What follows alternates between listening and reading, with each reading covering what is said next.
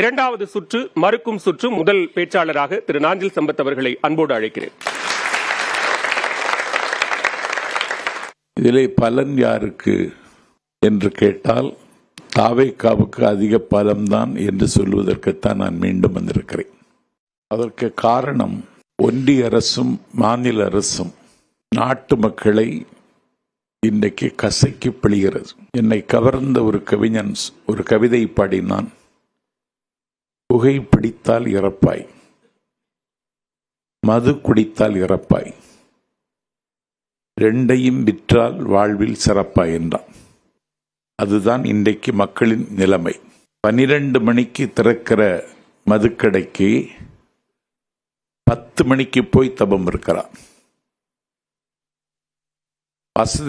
வசதியான வீட்டு பிள்ளையா, வசந்த மாளிகையில் வாழுகிறவனா என்றால் இல்லை.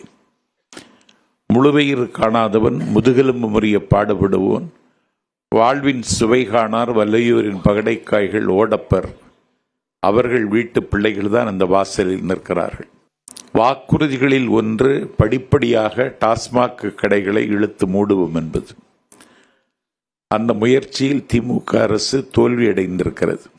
திராவிட முன்னேற்ற கழகத்தினுடைய அரசு, அண்ணன் ஸ்டாலின் தலைமையில் இயங்குகிற அரசு இன்றைக்கு ஒரு செல்வாக்கு பெற்ற கட்சி. பிஜேபிக்கு அடுத்து பணக்கார கட்சி இந்தியாவில் திமுக தான். When Rome was burning, Nero was fiddling. ரோமாபுரி நகரம் தீப்பற்றி இருந்த பொழுது நீரோ மன்னன் பிடில் வாசித்தானாம். 1000 ரூபாய்க்கு வெள்ளி மூக்குத்தி வாங்க முடியாத லட்சக்கணக்கான பெண்கள் இன்றைக்கும் அழுந்தி கிடக்கிற சமூகம் இந்த சமூகம். நான் சைபீரிய குடிமக்களை பற்றி கவலைப்படுகிறேன் என்று மாவீரன் லெனினை பற்றி பேசுவார்கள். லெனின் சொன்னான், நான் கிரெம்ளின் மாளிகையில் இருந்தாலும் சைபீரிய குடிமக்களை பற்றித்தான் நான் கவலைப்படுவேன் என்றான்.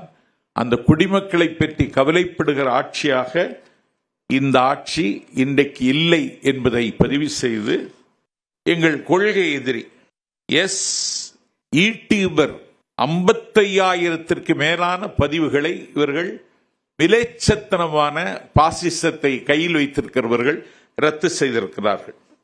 உலக அளவில் 195 நாடுகளின் கருத்து சுதந்திரத்தில் இந்தியா 159வது இடத்தில் இருக்கிறது. 2016 56 பில்லியனாக இருந்த பணக்காரர்கள் இன்றைக்கு 180ஆக உயர்ந்திருக்கிறார்கள். 7 பில்லியனாக இருந்த அத்தானியின் சொத்து இன்றைக்கு 100 பில்லியனாக உயர்ந்திருக்கிறது. Make in India, start up India எல்லாம் அட்டர் ஃபெயிலியர்.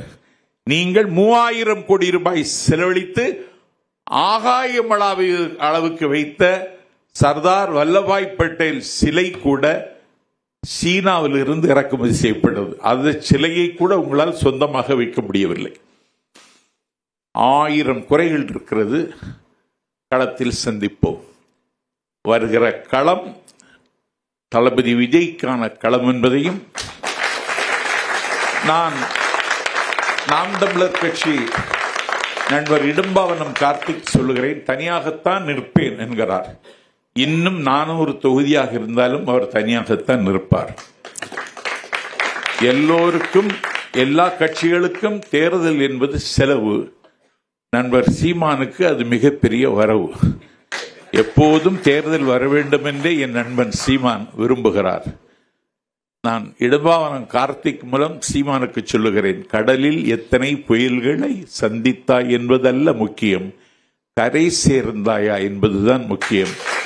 இதை சீமானுக்கு சொல்லி வையுங்கள் என்று கேட்டு, என்ன சோதனை இருக்கு, அப்படி இருக்கு, இப்படி இருக்குன்னெல்லாம் சொல்லுகிறீர்கள். ஒன்றை சொல்லுகிறேன், நதி நடக்க மறுத்தாலும் வெள்ளம் நிற்காது. தேதிகள் கிளிபட உடன்படாவிட்டாலும் நாளை நடக்கும். நாளைய முதலமைச்சர் எங்கள் தளபதிதான். கல்வெட்டு செய்தியாக சொல்லி நன்றி தெரிவித்து விடைபெறுகிறேன்.